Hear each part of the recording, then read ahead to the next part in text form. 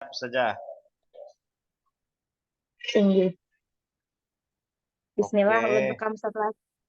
ya. Tinggi. Assalamualaikum warahmatullahi wabarakatuh.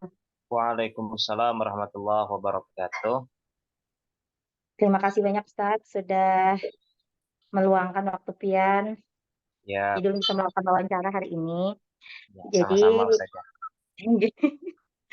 jadi ini terkait pembelajaran di kelas Ustaz. Ulun itu mendapati ini bukan hanya satu kelas saja, tapi di semua kelas yang ulun ajari itu 5 kelas lah totalnya, kelas 8 dan kelas 9 kita itu didapatkan temuan masalah yang paling banyak adalah masalah literasi anak-anak, Ustadz. Jadi literasi di sini kemampuan anak-anak menuliskan ide-ide mereka dalam berbahasa Inggris itu sangat sulit. Nggih. Dan juga sudah ada berdiskusi dengan guru bahasa Indonesia mereka kan dulu ketika Ustadzah Nurul itu masih mengajar sama jangankan dalam bahasa Inggris Ustadz, dalam bahasa Indonesia pun mereka sedikit kesulitan dalam menuangkan ide-ide dalam berbahasa Indonesia. Nah, kemudian dari masalah ini kira-kira apa ya penyebab yang mendasari dan yang paling banyak berkontribusi terhadap permasalahan ini? Oke, itu Ustaz. Oke, Enggi, terima kasih Ustazah Isna yang pertama sudah apa namanya mempercayakan kepada saya gitu ya untuk menjawab beberapa pertanyaan yang Pian tanyakan ke Ulun gitu ya atau yang Ustazah tanyakan ke saya. Gini Ustazah, menurut saya ini sebagai ranah saya sebagai kesiswaan Ustazah ya, sebagai guru juga di satu lembaga sama Pian gitu. Beberapa faktor mungkin menurut saya beberapa faktor yang menyebabkan lemahnya literasi anak-anak kita itu yang pertama adalah satu saja lingkungan dari eksternalnya Ustazah. Eksternal anak-anak ini yang mana yang mereka apa namanya lingkungan mereka itu baik di rumah maupun di sekolah itu kurang mendukung untuk mereka uh, minat apa namanya untuk kecenderungan mereka untuk berliterasi itu kurang Ustaz. Misal tidak semua ya saja kita samaratakan karena ada beberapa juga anak kita itu yang mampu atau yang bisa. Ternyata setelah saya telisik atau saya teliti memang anak yang suka literasi ataupun yang literasinya bagus itu ternyata dari lingkungan di rumahnya pun juga sangat mendukung.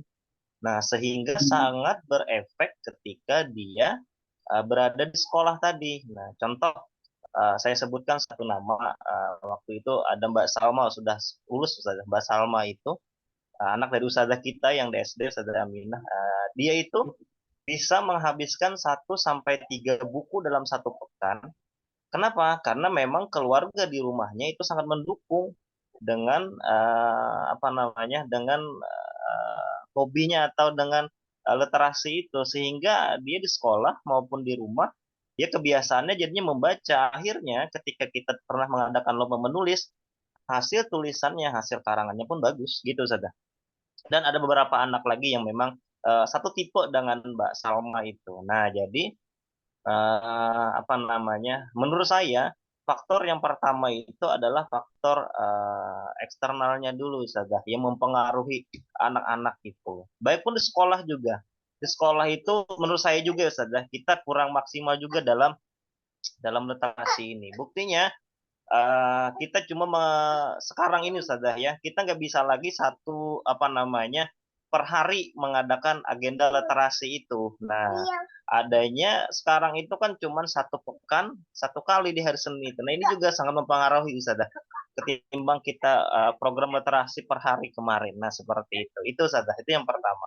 Kemudian yang internalnya menurut saya adalah memang generasi sekarang itu memang generasi yang boleh kita dikatakan generasi generasi apa ya generasi Gen Z lah saja ya. Gen Z ini yang mana semuanya memang uh, serba instan gitu saya. Mereka apa namanya maunya instan gitu ya, mau apa namanya informasi sudah didapat di genggaman, sehingga ini membuat mereka juga jadi generasi malas baca gitu Ustazah ya, karena mereka cukup ketik info yang mereka inginkan, semua informasi itu keluar Ustazah. Nah, ini menyebabkan kalau kita bandingkan dengan generasi kita dulu, kita kalau mau cari informasi aja kita harus ke perpustakaan dengan mengambil 4 sampai 5 buku. Kayak gitu kan Ustazah ya. Jadi banyak otomatis kita mau nggak mau harus banyak baca jadinya gitu Ustazah. Sekarang kan tinggal ketik udah keluar semuanya dan lain-lain mungkin faktor itu sih Ustazah. Faktor yang mempengaruhi anak-anak kita itu. Iya. Eh, Pertanyaan kedua, Ustaz. Ya, Menurut Pian, dari penyebab masalah tersebut, adakah mungkin program atau kegiatan yang bisa kita laksanakan untuk mengatasi permasalahan kemampuan literasi anak yang masih rendah ini tadi, khususnya dalam menuangkan ide, tidak hanya berpusat pada bahasa Inggris. Karena ibaratnya bahasa sangat Inggrisnya hanya efek kecilnya aja, Ustaz. ya. Sangat ada sebenarnya Ustazah ya, sangat ada program. Saya pernah di tugas saat guru penggerak itu saya kan juga berhubungan dengan aksi nyata saya itu di literasi Ustazah. Dan saya jangan kalau pian ingat program saya yang saya buat adalah makin oke itu mading Oh, yang makin inspirasi, oke lah. kolaborasi dan apa namanya informatik dan lain sebagainya itu kan bertumpu kepada literasi Ustazah. Misal program yang bisa meningkatkan kita itu adalah satu keluarga satu buku Ustazah. Ini contohnya contoh kecil satu keluarga satu buku. Jadi bagaimana caranya kita membuat keluarga itu bisa perhatian minimal satu keluarga itu membelikan satu buku untuk anaknya yang mana ini bisa di apa namanya di kita evaluasi dan kita data gitu ya 1 bulan sekali bukunya harus selesai gitu saat itu yang pertama ini kan yang eksternal tadi yang internalnya bisa juga banyak contohnya misalnya kita ada punya program sagu sabu misalnya sagu sabu itu 1 minggu 1 buku gitu ini kan Ustaz. bisa kita dengan per hari literasinya maupun per minggu itu bisa habis 1 buku gitu bisa di perpustakaan kita luangkan waktunya misalnya 1 minggu kita luangkan setiap hari ada satu kelas itu 3 sampai 4 jam di perpus misalnya atau 1 sampai 2 jam di perpus. Nah itu kan bisa Ustazah. Hmm. Misalnya kelas 8B hari Jumat 2 jam pelajaran itu di perpus aja mereka. Ini kan bisa aja program-program seperti ini kita galakkan sebenarnya. Cuman sekali lagi itu apa namanya banyak apa namanya prosesnya menuju ke sana Ustazah gitu. Itu sih Hmm. Ustazah. Gracias, Ustaz. Iya. Alhamdulillah mendapat banyak pencerahan, Ustaz, dari pandangan-pandangan Pian terkait permasalahan ini.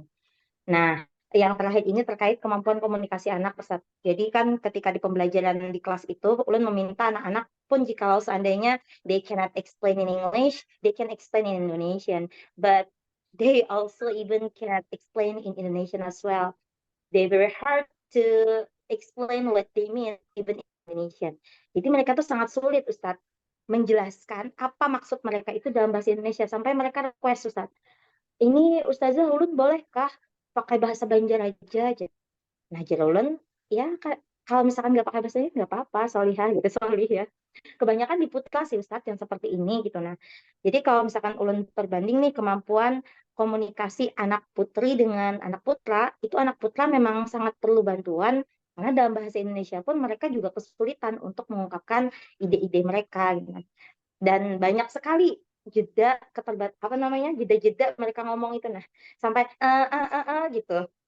Jadi sampai harus dibantu-bantu memang apalagi jika seandainya ulun meminta mereka dalam bahasa Inggris. Selama ini mereka bisa berkomunikasi di kelas dengan menggunakan bahasa Inggris tuh kalau ulun persiapkan step-stepnya tuh banyak.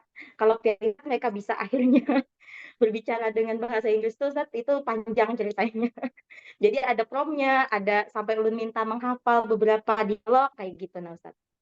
Nah, menurut Pian, itu kira-kira apa ya penyebab yang bisa kok sampai segitu parahnya gitu? Nah, Oke, Ustazah, kembali lagi kepada permasalahan yang pertama, Ustazah. Anak-anak kita ini seperti apa namanya pepatah mengatakan itu teko itu mengeluarkan apa yang ada di dalamnya, Ustazah. Jadi anak-anak kita ini saya umpamakan sebagai teko kalau nggak ada di dalamnya apa yang mereka mau keluarkan gitu Ustazah. Jadi mereka tuh memang informasi yang mereka dapatkan itu minim sekali Ustazah. Karena memang kurangnya literasi, kurangnya pengalaman, kurangnya dan hal-hal yang lainnya. Jadi sehingga mereka pun susah menuangkan ide, menuangkan apa yang ingin mereka bacakan. Kenapa? Karena modal mereka yang ada di kepala mereka itu memang nggak ada, Ustazah. Nah, jadi ini sangat berkaitannya erat tadi dengan literasi tadi.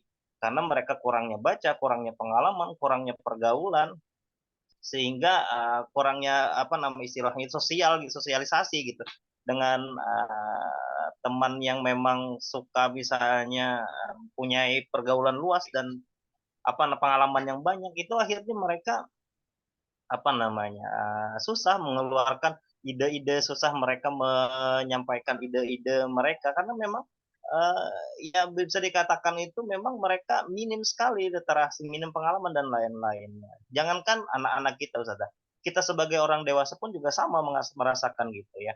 Orang yang punya banyak pengalaman dalam segala hal sama kita gitu ya, ustadzah-ustadzah yang memang di tempatnya cuma di sekolah ngajar pulang itu sangat berbeda sekali kemampuan literasi, kemampuan mengucap apa namanya kemampuan menyampaikan ide, kemampuan dialog dan lain-lainnya. Kenapa?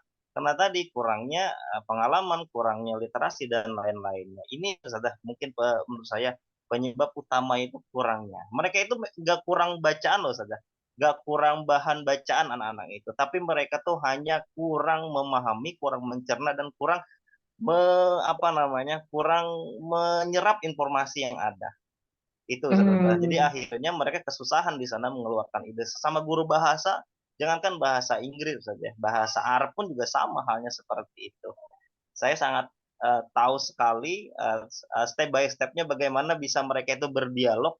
Karena apa? Iya tadi, karena memang menyiapkan mereka untuk bisa berdialog itu ya tadi itu panjang juga ini. Iya, Iya Ustazah, panjang. itu sih. Jadi masalah kita sama ya, Ustaz ya, sama guru Sama bahasa. Ustazah. Inggih. Iya. Ini ulun lupa Ustaz, Pian ini kemarin kan ikut program guru penggerak, itu angkatan keberapa, Pian? Apanya Ustazah? Angkatan ke-7 Iya. Ustazah, angkatan ke-7. Oh, berarti angkatan ketujuh lagi. Nggih. Nah, jadi sebagai pakar nih, karena Pian sudah lulus menjadi guru penggerak di angkatan 7. Nah, menurut Pian pribadi, kita di kelas Pian nih untuk mengatasi masalah tersebut, karena tadi mereka ternyata kurang mampu mencerna dan memahami informasi yang disampaikan oleh orang lain secara lisan, apa yang bisa kita lakukan kiranya, Ustaz? Ya satu lagi satu saja kita harus membangkitkan internal mereka, membangkitkan rasa ingin tahu mereka itu, membangkitkan bagaimana minat minat baca, minat apa namanya, minat literasi lah istilahnya itu bisa bisa meningkat gitu saja. Salah satunya yang saya biasanya adalah karena selama ini satu pekan cuma bisa satu waktu gitu ya di hari Senin itu biasanya gini saya akan berikan satu pertanyaan pemantik. Satu yang pertama pertanyaan pemantik misalnya nih yang contoh kecil saja apa sih kita gunanya membaca ini Ustaz? Nah, misalnya seperti itu. Mereka itu banyak Ustaz. Di beberapa anak, gak semua anak sih. Ustaz. Ada banyak ini Ustaz, ini Ustaz, ini Ustaz, ini Ustaz. Nah, ternyata mereka ketika hanya satu pertanyaan pemantik aja bisa membuat mereka itu berpikir, menalar dan menerapkan. Kata ulun kan itu tahu manfaatnya membaca, kenapa nggak dilaksanakan gitu kan itu salah satu membuat mereka bisa tadi bisa menumbuhkan internal intrinsik lah istilahnya intrinsik mereka untuk membaca tadi. Nah jadi itu dan program-program kita harusnya juga mendukung saja. Mm-mm. Misal kita fasilitasi dengan ya di perpustakaan bisa kita banyak baca juga atau kita sediakan forum untuk mereka berdebat misalnya. Ini contoh aja Ustaz ya. Forum debat misalnya dengan adanya guru yang bisa memfasilitasi itu gitu Ustaz. Nah, dan lain-lain Ustaz. Ini kedepannya mungkin bisa seperti itu. Juga diadakan ekskul misalnya, ekskul public speaking misalnya bisa juga seperti itu Ustaz. Ya, sekali lagi juga yang paling penting itu sebenarnya unsur intrinsik mereka Ustaz, biar mereka itu bisa menumbuhkan minat literasi kepada dirinya seperti itu sih Ustaz. Gitu Ustaz. Masya Allah. Nah, karena tadi Pian ada membahas tentang unsur intrinsik, Ustaz lah maaf sekali, boleh menambah satu pertanyaan lagi. Nah, Terakhir insya Allah, Ustaz.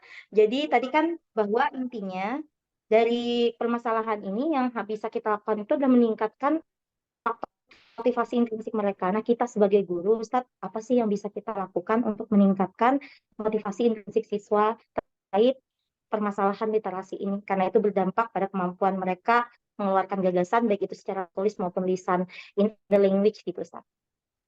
Satu saja. Kalau menurut saya cuma satu. Ini yang paling gampang, paling enak dilaksanakan adalah setiap guru itu membuat soal, membuat asesmen yang ada unsur literasinya di sana. Itu Wah, aja itu langkah mudah, Ustaz. Misal, guru matematika misalnya. Jangan sampai 2 tambah 5 sama dengan titik-titik. Itu nggak ada unsur literasinya sama sekali, Ustaz. Nah, bagaimana caranya biar ada misal, Budi pergi ke pasar, membeli telur 30 biji, kemudian pecah di jalan 20, dan bla bla bla bla sampai akhirnya mereka ya biar soalnya itu mudah, cuman panjang soalnya. Ini salah satu yang bisa dilakukan oleh guru untuk meningkatkan minat baca. Kecuali memang muridnya memang nggak mau baca, Ustazah.